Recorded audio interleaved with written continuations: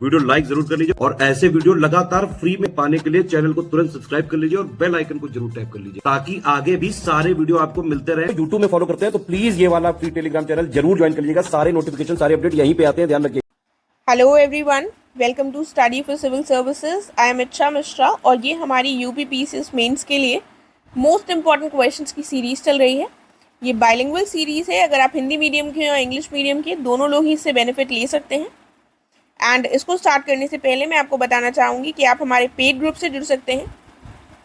यहाँ पर UKPSC, BPSC, UPPSC, UP triple SC, HCS और आरओ जैसे एग्जाम्स के लिए पेड कोर्सेज अवेलेबल हैं और इन कोर्सेज से संबंधित अधिक जानकारी आपको गिवन नंबर्स पर मिल जाएगी। और अगर आपने अभी तक हमारे फ्री टेलीग्राम चैनल को नहीं ज्वाइन किया है तो जल्द से जल्द ज्वाइन कर लीजिए ताकि चैनल के संबंध में कोई भी अपडेट आप तक ईजिली पहुंच सके। तो आइए अब देख लेते हैं आज हमारा क्वेश्चन क्या है जो हम डिस्कस करने वाले हैं।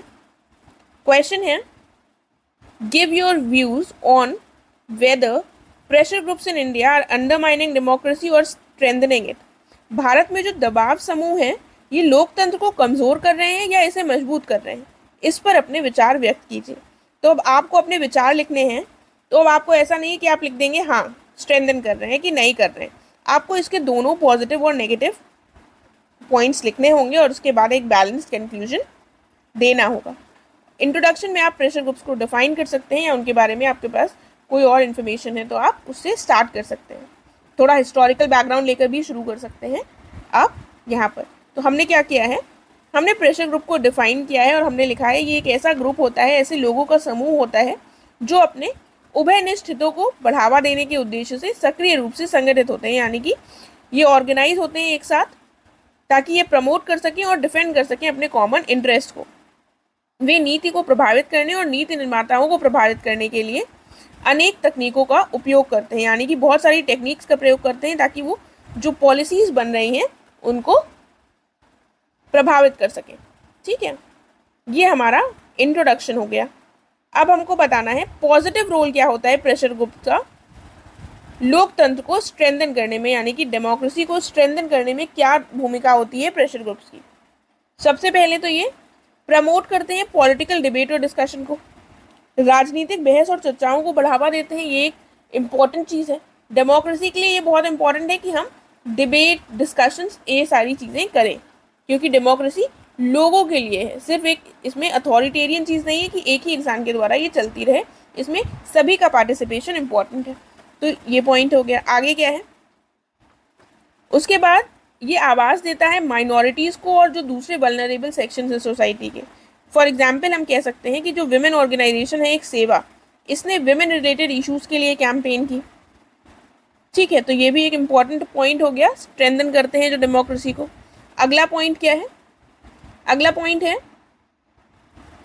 कि ये हेल्प करते हैं डेमोक्रेसी को प्रमोट करने में by widening the distribution of political power, अर्थात जो पॉलिटिकल पावर है इसको विस्तृत करते हैं, इसका वितरण करते हैं, एक ही जगह तक ये सीमित नहीं रहती है, जिसकी वजह से हमारी जो डेमोक्रेसी है वो और ज़्यादा स्ट्रेंथन होती है। अगला देखते हैं। देखिए, अब हमने यहाँ पर बता दिया कि इसका क्या रोल था डेमोक्रेसी को स्ट्रेंथन करने में। अब हमको बताना है कि however on the other hand there are views that pressure groups undermine democracy in the following ways, कि कुछ लोगों का ये भी मानना है कि जो दबाव समूह है वो निम्न तरीके से लोकतंत्र को कमज़ोर करते हैं। तो वो देख लेते हैं। पहला पॉइंट हो गया, they are not publicly accountable which means that the influence they exert is not democratically legitimate.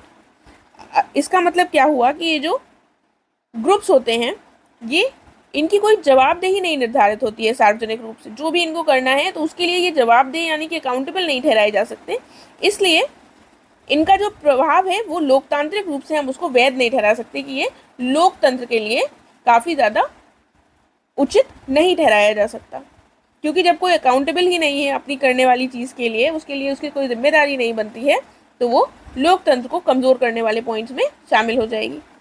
फिर हम कहते हैं प्रायः ऐसा माना जाता है कि बहुसंख्यकों के हितों की कीमत पर अल्पसंख्यक विचार या फिर विशेष हित जो हैं वो प्रबल हो सकते हैं प्रेशर ग्रुप्स के कारण, क्योंकि मान लीजिए किसी स्पेशल सेक्शन को की बातों को बढ़ावा दे रहे हैं तो इन स्पेशल सेक्शन के चक्कर में जो लार्जर ग्रुप है उनकी बातों को उतनी इम्पोर्टेंस नहीं मिल पाती है। उदाहरण के लिए फिक्की एक प्रेशर ग्रुप के अंतर्गत आता है। बिजनेस ग्रुप्स, देखिए प्रेशर ग्रुप्स में रिलीजियस ग्रुप्स भी हो सकते हैं, ट्रेड रिलेटेड ग्रुप्स भी हो सकते हैं और बहुत सारे अलग अलग तरीके के ग्रुप्स हो सकते हैं, जैसे कि स्टूडेंट से संबंधित, एग्रीकल्चर से संबंधित, ट्राइब से संबंधित ग्रुप्स। ये सारे अलग अलग ग्रुप्स होते हैं जो कि प्रेशर ग्रुप्स के अंतर्गत आते हैं। ठीक है, तो फिक्की जो है ये एक बिजनेस ग्रुप के अंतर्गत आ जाएगा। ये एक व्यावसायिक समूह अपने हितों को बढ़ावा देने के लिए नीति निर्माण को प्रभावित करते हैं। ठीक है, तो ये हमारा मेजॉरिटी और माइनॉरिटी वाला जो पॉइंट था वो इस एग्जाम्पल से हम कह सकते हैं कि ये अपने हितों के लिए कई बार देखा जाता है कि जो लार्जर ग्रुप है उसके हितों को पीछे छोड़ना पड़ता है। आगे क्या पॉइंट है, कई बार ये देखा जाता है कि वे राजनीतिक प्रक्रिया पर प्रभाव डालने के स्थान पर अक्सर राजनीतिक हितों को साधने के उपकरण बन जाते हैं, अर्थात मतलब इनको टूल्स के रूप में प्रयोग कर लिया जाता है। प्रेशर ग्रुप्स को बेसिकली एक पॉलिटिकल टूल के रूप में प्रयोग किया जाता है, जिसकी वजह से ये डेमोक्रेसी को स्ट्रेंथन ना करके मान लिया जाता है कि ये डेमोक्रेसी को अंडरमाइन कर रहे हैं। एग्जाम्पल के लिए क्या कहा गया है कि चुनाव के दौरान धार्मिक समूह समाज में धार्मिक ध्रुवीकरण का कारण बन जाते हैं, यानी कि रिलीजियस पोलराइजेशन को बढ़ावा देने लगते हैं, एक टूल के रूप में कार्य करने लगते हैं। तो ये हमारे पॉइंट्स हो गए जिनकी वजह से ये भी कहा जा सकता है कि ये डेमोक्रेसी को अंडरमाइन कर रहे हैं। तो हमने देखिए क्वेश्चन की डिमांड पर हम एकदम टिके रहे। हमने अगर प्रेशर ग्रुप्स के बारे में कमियां भी बताई हैं तो वही पॉइंट्स लिखे हैं जिससे हम डेमोक्रेसी अंडरमाइन होने वाले पॉइंट्स हैं।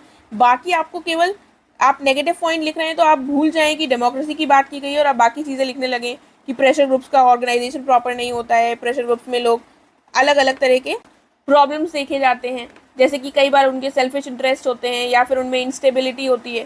ठीक है, तो आपको पॉइंट्स जो हैं वो डेमोक्रेसी को ध्यान में रखकर लिखना है। ये बहुत इंपॉर्टेंट पॉइंट है कि क्वेश्चन की डिमांड को एड्रेस करें। और गिव योर व्यूज़ लिखा है तो उसका मतलब ये नहीं कि आप सिर्फ एक ही एस्पेक्ट लिख दें कि हाँ नहीं ये डेमोक्रेसी को बहुत स्ट्रेंथन करती है और उसमें कोई कमी नहीं। आपको बताना होगा कि डेमोक्रेसी को स्ट्रेंथन करती है, ठीक बात है। आपके व्यूज़ बैलेंस्ड होने चाहिए, एक पक्षीय नहीं होने चाहिए। तो आपने दोनों पक्ष लिख दिए हैं, अब आप अपना क्या लिखेंगे, कंक्लूजन। तो आप कह सकते हैं कि वर्तमान में जो दबाव समूह है इनको लोकतांत्रिक प्रक्रिया का एक अनिवार्य और सहायक तत्व माना जाता है। इस प्रकार सरकार के लिए नीति निर्माण और कार्यान्वयन के समय इन संगठित समूहों से परामर्श करना बहुत आवश्यक हो जाता है। और इसके साथ आप ये भी लिख सकते हैं कि इनके जो शॉर्टकमिंग्स हैं उनको भी दूर करने का प्रयास किया जाना चाहिए। स्टार्टिंग में आप लिख सकते हैं, ये लाइन ऐड कर सकते हैं कि जो भी इनकी शॉर्टकमिंग्स हैं उनको दूर करके इनका सही दिशा में उपयोग किया जाना चाहिए ताकि हमारी जो डेमोक्रेसी है वो और स्ट्रॉन्ग हो सके। ठीक है, तो ये लाइन भी आप यहाँ पर ऐड कर सकते हैं। वही चीज़ यहाँ पर इंग्लिश में लिखी हुई है, देख लीजिए। आई होप आपको समझ में आ गया होगा। अब हम नेक्स्ट वीडियो में मिलेंगे। Thank you so much.